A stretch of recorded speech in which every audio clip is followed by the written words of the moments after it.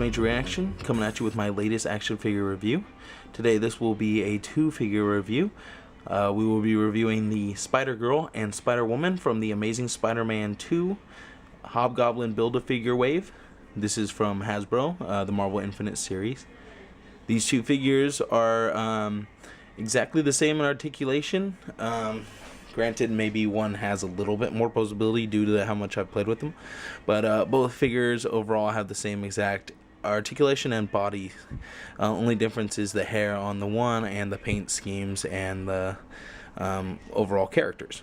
So let's go ahead and take a close-up look at the paint of both characters, and we'll talk about the pros and cons of both figures.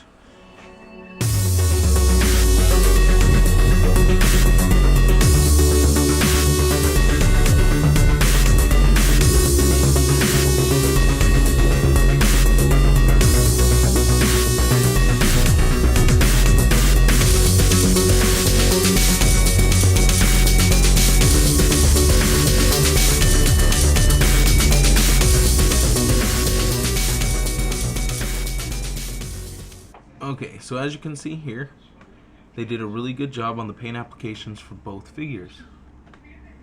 These are this latest Spider-Man wave is one of the most beautiful looking paint details I've seen in a long time.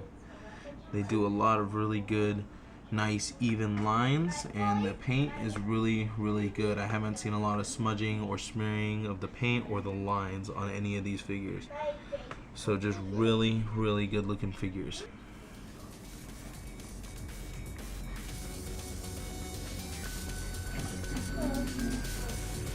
Go ahead and take a look at the backs of both figures.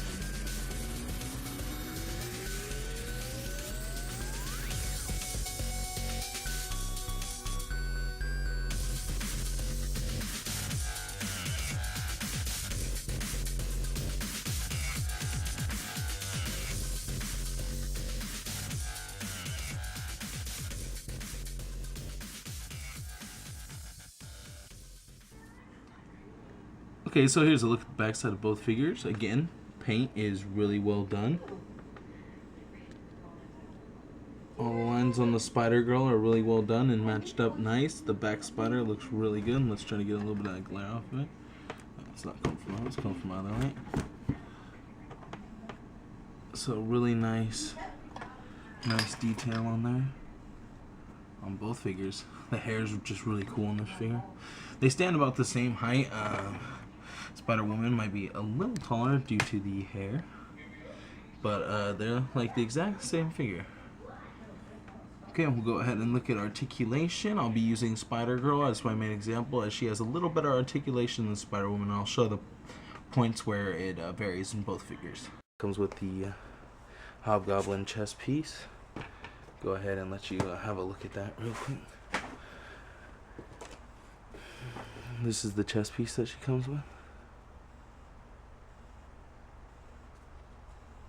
Nicely detailed. This is for the Hobgoblin Build-A-Figure.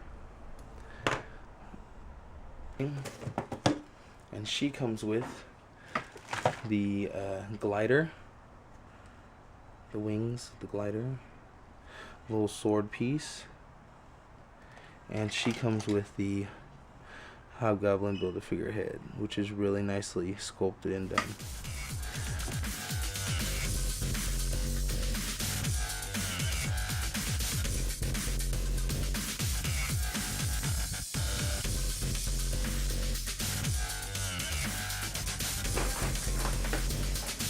Okay, so for the articulation,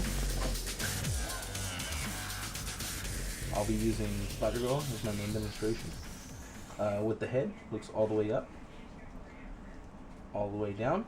Really good for the spider web slinging poses and whatnot. So works really good in midair. All the way 360 rotation on the head, all the way around. Okay, elbows go all the way up like that, and then all the way down to the side. They rotate all the way around. There is no upper bicep cut, and the elbows are on that weird elbow design that I was telling you guys about earlier. So they go a little more than 90 degrees. But like I said, it's just a weird joint. It's not like the male character. Wrist has a hinge.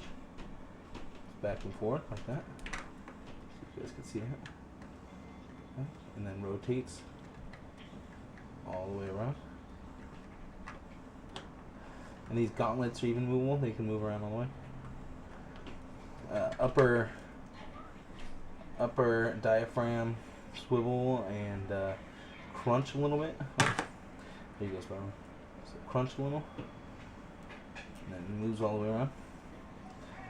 Upper thigh cut, and the outward movement is kind of limited to like that. As for it going forward, it doesn't really want to go forward that much. And when you go back, you have to kind of rotate it out to make it go back any more than that. Otherwise, the butt sculpt kind of just stops it from going.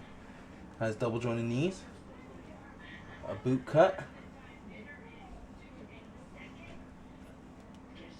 foot hinge,